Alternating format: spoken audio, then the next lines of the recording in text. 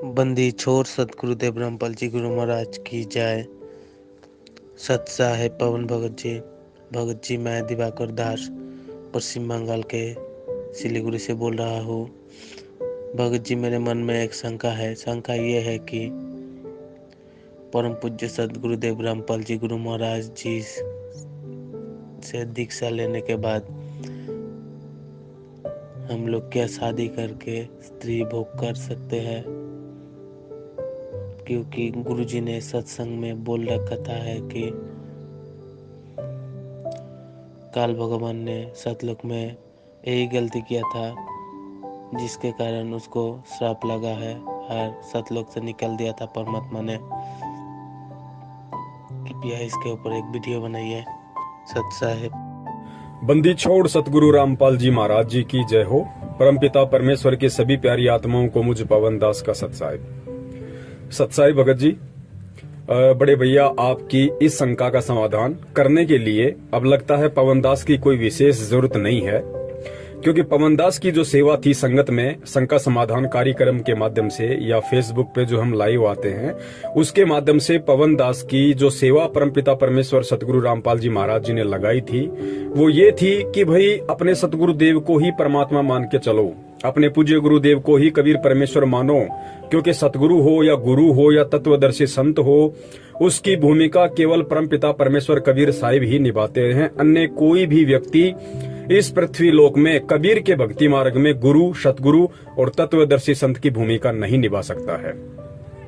तो पूज्य परमेश्वर ने दास की जो सेवा लगाई थी पिछले 3-4 वर्षों से, उसके बाद में अब उसका रिजल्ट ये निकला है कि जिन जिन आत्माओं ने दास की संगति करके परमेश्वर के ज्ञान आधार से और जब से अपने परम पूज्य गुरुदेव सतगुरु रामपाल जी महाराज जी को अपने हृदय से, अपनी आत्मा से, अपने विचारों में उनको कबीर परमेश्वर के रूप में बैठा लिया है कि मेरे पूज्य गुरुदेव के अलावा ना मैं किसी कबीर जी को जानता हूँ, ना मुझे किसी कबीर जी की आवश्यकता है, ना मुझे किसी कबीर जी की फोटो का प्रकट दिवस मनाने की आवश्यकता है। मेरे कबीर मेरे पूज्य गुरुदेव हैं। अगर मैं प्रकट दिवस मनाऊंगा तो अपने परम पूज्य सतगुरु रामपाल जी महाराज जी का 8 सितंबर के दिन मनाऊंगा।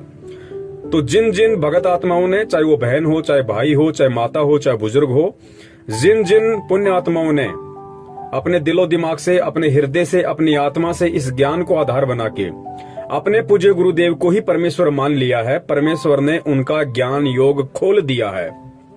और ये सत्य है, जो जो आत्माएं अपने गुरुदेव में ही कबीर परमेश्वर को देखेंगी उन पुण्यात्माओं का परमेश्वर ज्ञान योग खोलते चले जाएंगे। और इसी का ये परिणाम है बड़े भाई कि आपने जो सवाल किया है, अब आपके सवाल का आंसर, यानी आपका जो सवाल था, आपकी जो ऑडियो थी, वो मुझ पवन दास तक पहुंचने से पहले ही परमेश्वर ने 2 आत्माओं को ग्रुप में निमित्त बनाया और उन दोनों आत्माओं ने 101% परमपिता परमेश्वर सतगुरु रामपाल जी महाराज जी के तत्व ज्ञान आधार से आप जी की शंका का समूल निवारण किया है। तो दास को आवश्यकता नहीं है और दास यही चाहता है कि हे परमपिता परमेश्वर, इस पवन दास जैसे लाखों संगत में खड़े हो जाएं, हजारों संगत में खड़े हो जाएं। परमेश्वर दास यही चाहता है कि दास की कोई आवश्यकता ही ना हो, दास का नाम ही किसी के दिमाग में ना हो, क्योंकि आपका हर बच्चा जब आपको परमेश्वर मान लेगा तो जैसे आपने मुझ पवन दास के ऊपर दया की है ये सारी बातें समझने की, ज्ञान योग खोलने की, परमेश्वर आपका विधान है जो जो आपको परमेश्वर मानेगा आप तो सबका ज्ञान योग खोलेंगे। तो दास की विनती है, ग्रुप में जिन भाइयों ने इस शंका का ज्ञान आधार से निवारण किया है, दास केवल उन्हीं दोनों भाइयों की, एक अपने चंडीगढ़ से विकास भगत जी हैं, एक और भाई है, दास नाम नहीं जान पाता, उसके लिए माफी चाहता हूं। दोनों भाइयों ने ही आप जी की शंका का निवारण कर दिया है परमेश्वर के ज्ञान आधार से। अब आप जी आगे उन दोनों की ऑडियो सुनिए और जैसा आपको उचित लगे उस हिसाब से आप जी जो भी आपको डिसीजन लेना है अपने सामाजिक जीवन में, आपको शादी करनी है या नहीं करनी है, तो वो फिर आपका अपना निर्णय होगा। बाकी इन दोनों भाइयों ने जो आंसर दिया है, जो समाधान किया है, वो 101% परम पूज्य सतगुरु रामपाल जी महाराज जी के तत्व ज्ञान आधार से है। सत साहिब। सत साहिब भगत जी। भगत जी, शादी के बारे में आपके जो आपने मैसेज डाला है, भगत जी पहली बात, काल ने गलती सतलोक में की थी, क्योंकि सतलोक में ये प्रक्रिया ही नहीं है, तो उस प्रक्रिया के विरुद्ध उसने ये हरकत की थी। और दूसरा उसने वहाँ पे बलात्कार, यानी उसकी इच्छा के विरुद्ध उसने दुर्गा के साथ संभोग किया था। सेम चीज अक्सर पुरुष ने भी की है, मगर उसने उसकी इच्छा के साथ, मतलब उसके साथ संबंध स्थापित किए थे, जो अक्सर पुरुष की पत्नी है। तो इसलिए परमेश्वर ने उसको इस तरीके का श्राप नहीं दिया, मगर काल ने जबरदस्ती की थी, तो उसको बलात्कार कहते हैं। तो इस करके परमेश्वर ने, क्योंकि सतलोक में ये चीजें नहीं है, इस तरीके से मैथुन प्रक्रिया नहीं है, तो परमेश्वर ने उसको वहां से निकाल दिया। और रही बात, अब हम काल के लोक में हैं, अभी हम सतलोक नहीं गए भगत जी। तो परमेश्वर भी यहाँ पे आके काल लोक के हिसाब से ही सब लीलाएं कर रहे हैं। अब भगत जी, दुनिया की नजर में तो परमेश्वर ने भी आज शादी की हुई है, परमेश्वर के भी बच्चे हैं।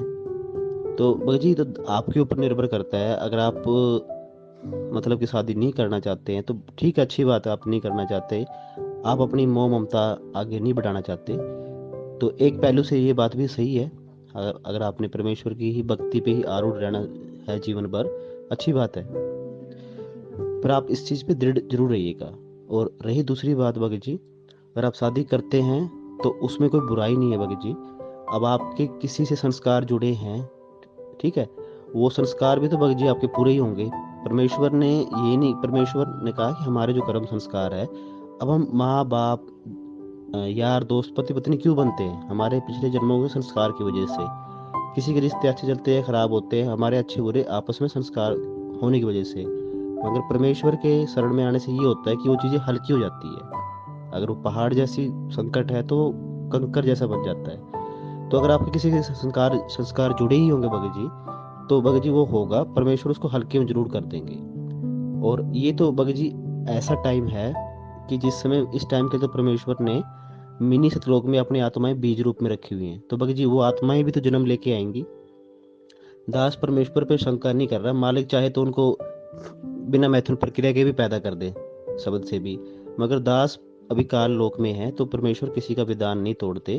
तो उस हिसाब से तो भगत जी शादी होके ही वो आत्माएं हम लोगों के कारण ही तो आएंगी यहाँ पे, एक मतलब संजोग बनेगा। और रही बात दूसरी भगत जी, रजोगुण है वो परमेश्वर ने बताया है, रजोगुण तमोगुण की तो ऑटोमेटिकली प्रोसीजर है, पैदा होते ही हम इन चीजों पे असर होता है। मगर भगत के घर में जो संतान पैदा होगी, परमेश्वर ने बोला कि बच्चा आते ही सत्य बोलेगा, तो उनके ऊपर इन चीजों का असर नहीं होगा, क्योंकि आने वाले टाइम में समाज ऐसा तैयार हो चुका होगा। और रही बात भगत जी, परमेश्वर ने 3 ताप का जो जिक्र किया है, ये 3 ताप में नहीं आता भगत जी, जहाँ तक दास को याद है 3 ताप परमेश्वर ने वो बताए हैं कि किसी जन्म में किसी ने हमें कोई श्राप दे दिया, या हमारा कोई हमसे देव या पितर रुष्ट है, या एक और चीज होती है कोई ऐसी, तो वो 3 ताप होते हैं भगत जी। ये हमारे आपस में जो संस्कार है, अब हमारे माता पिता भी तो भगत जी, एक ऐसी पत्नी भी एक रिश्ता है। तो और रही बात, वासनाएं तो भगत जी कंट्रोल करने से ही होंगी, चाहे आप सारी उम्र चाहे आप कुंवारे रहें या आप शादीशुदा। तो परमेश्वर ने बताया है कि धीरे धीरे तुम्हारे विकार पूरी तरीके से खत्म नहीं होंगे, मगर इतने जरूर हो जाएंगे इस ज्ञान आधार से कि तुम उस पर काबू पा सको। परमेश्वर ने इसका एग्जाम्पल भी दिया है, जैसे चाकू होता है, वो तीखा होता है, मगर धीरे धीरे वो अगर उसको हम घिसाते रहे तो वो खूंड हो जाता है। तीखा जरूर है मगर वो नुकसान काट नहीं सकता। तो उसी तरीके से हमारे विकार बिना ज्ञान के ये बहुत प्रबल है, मगर ज्ञान आधार से धीरे धीरे ये बैठ जाएंगे, मतलब ये शांत हो जाएंगे, ये परमेश्वर ने बोला है। और गदास से कुछ अगर गलत बोला तो मालिक माफ करे। सत साहिब, जय बंदी छोड़ की। बंदी छोड़ सतगुरु रामपाल जी महाराज जी की जय हो। सच्चाई भगत जी, आप पूछ रहे हो कि शादी विवाह करके क्या पति पत्नी का कर्म करना गलत है। तो दास पहले तो ये कहना चाहता सभी भक्त भाई बहनों से कि दास को वही बात आप मानना जो आपको परमेश्वर के ज्ञान, गुरु जी के ज्ञान से मेल खाती, जो परमात्मा ज्ञान से मेल खाती वही बात स्वीकार करना। और कोई जाने अनजाने गलती हो जाए तो परमात्मा दास से माफी चाहता है और अपने भक्त भाई बहनों से भी माफी चाहता है। शादी विवाह करना गुरुजी ने गलत नहीं बताया है।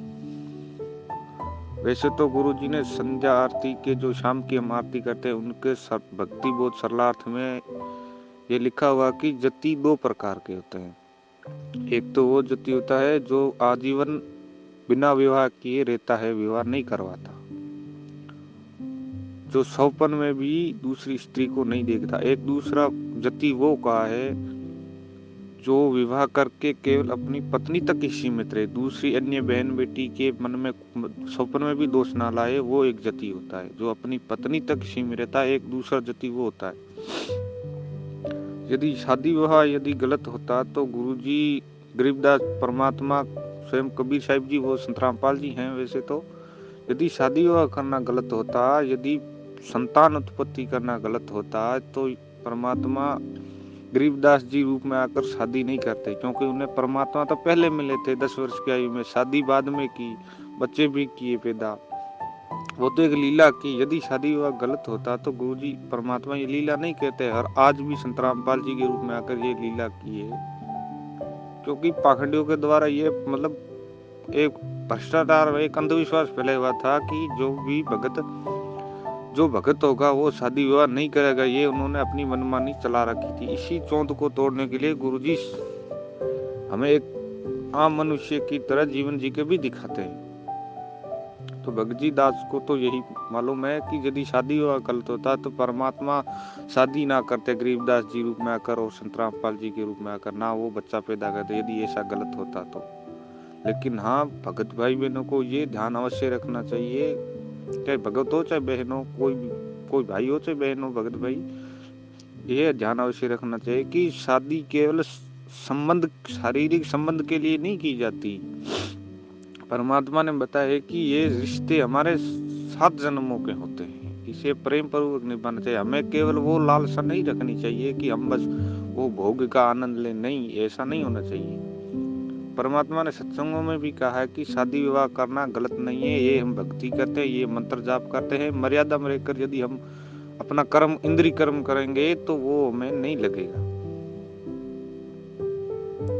और दूसरा उदाहरण ये है कि त्रिलोकीनाथ स्वयं कृष्ण जी भी, उनकी 16,000 रानियां थी, वो भी जति कहलाए।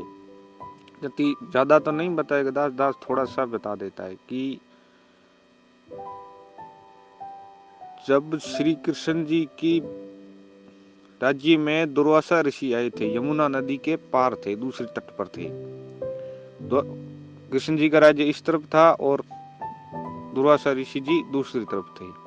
तो उनकी 16,000 रानियां थी। वो कहने लगी कि हम दुर्वासा ऋषि को भोजन कराने हम जा रहे हैं। तो श्री कृष्ण जी ने कहा कि वो भोजन नहीं करते, वो केवल पावन आ रही हैं। तो वो जिद करने लगी, नहीं हम तो जाएंगे। लेकिन बीच में दरिया थी, उन्होंने भी उनका समाधान पूछा, बीच में तो दरिया है, हम दरिया के पार कैसे जाएंगे। तो श्री कृष्ण जी ने कहा कि जब तुम दरिया पर जाने लगो तो ये कहना कि यदि श्री कृष्ण जी ने हम 16,000 रानियों के साथ भोग विलास नहीं किया है तो ये सदी नीचे उतर जाए, हमें रास्ता दे दो। तो वो वहां जा, और जब आने लगो दुर्वासा जी को खाना खिला के, तब ये कहना कि यदि दुर्वासा जी ने खाना नहीं खाया है तो ये पानी नीचे उतर जाए। तो वो इतना कहकर चल पड़ी, और जब वहां दरिया के यमुना के पास आकर खड़ी हुई और प्रार्थना करने लगी कि हे यमुना नदी, यदि श्री कृष्ण जी ने हमारे साथ भोग विलास नहीं किया है तो आप हमें रास्ता दीजिए। तो वो नीचे उतर गया पानी, वो हमें रास्ता दे दिया। तो वो रानियां भी चक्काचौंध हो गई कि श्री कृष्ण जी तो हमारे साथ रोज भोग विलास करते हैं, बच्चे भी हुए हैं। तो इस तरह एक तो ये उदाहरण है।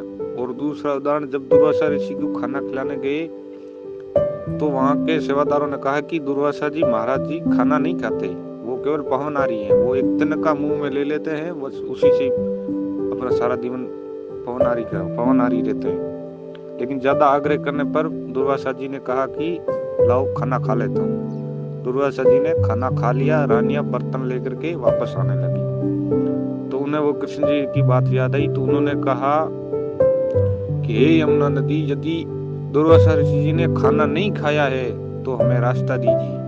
वो दरिया नीचे उतर गई, उसने रास्ता दे दिया। और वो रानियां अजमस में वो संकोच में पड़ गई कि दुर्वासा जी ने तो खाना खाया था, हमारे आंखों के सामने खाया था, फिर भी वो पवनारी कहलाई। तो ये भगत का उदाहरण कि दुर्वासा जी खाना खा करके भी पवनारी कहलाए, श्री कृष्ण जी 16,000 रानियों के साथ भोग विलास करके भी वो जति कहलाए।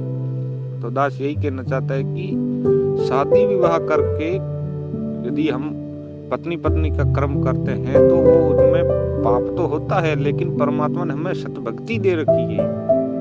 उसमें परमात्मा ने कहा है कि जो तुम्हारे कर्म है वो तुम्हें, जो इंद्रिय कर्म होते हैं, जो अनिवार्य होते हैं, वो तो उनका पाप नहीं लगता। तो सत्संगों में गुरु जी ने कहा रखा है कि जैसे हम शादी विवाह करते हैं तो हमारे पास ये सत्य मंत्र है, इससे हमें पाप नहीं लगेगा। गुरु जी ने सत्संगों में बता रखा है। और फिर दासों से सत्संग भी भेजेगा। और फिर रही बात काल भगवान की, काल भगवान ने ये सतलोक में गलती की थी कि उन्होंने दुर्गा जी के साथ दुर्व्यवहार करना चाहा, लेकिन तो वहां सृष्टि मैथुन सृष्टि नहीं है, वो जबरदस्ती करना चाह रहा था, उनके साथ बलात्कार करना चाह रहा था। यहाँ बलात्कार, यदि हम यहाँ बलात्कार किसी के साथ करेंगे तो वो भी हमें पाप लगेगा। लेकिन गुरुजी ने एक विधान, परमात्मा ने एक विधान बनवा रखा है काल भगवान के द्वारा कि पत्नी शादी विवाह करना गलत नहीं। यदि गलत होता तो परमात्मा स्वयं ना करते शादी, स्वयं बच्चे ना पैदा करते, ना गरीबदास जी रूप में आते, ना संत रामपाल जी के रूप में आते। और भी अन्य जगहों पर परमात्मा प्रकट हुए हैं, उन्होंने ऐसा जीवन जिया, हमें तो नहीं मालूम है। तो भगत भाई बहनों, दास को इतना ही मालूम था, और आगे आपकी मर्जी, जो आपको ठीक लगे वो देखिए, अपनी अपनी बुद्धि की बात है। दास को इतना ही पता था। अच्छा है।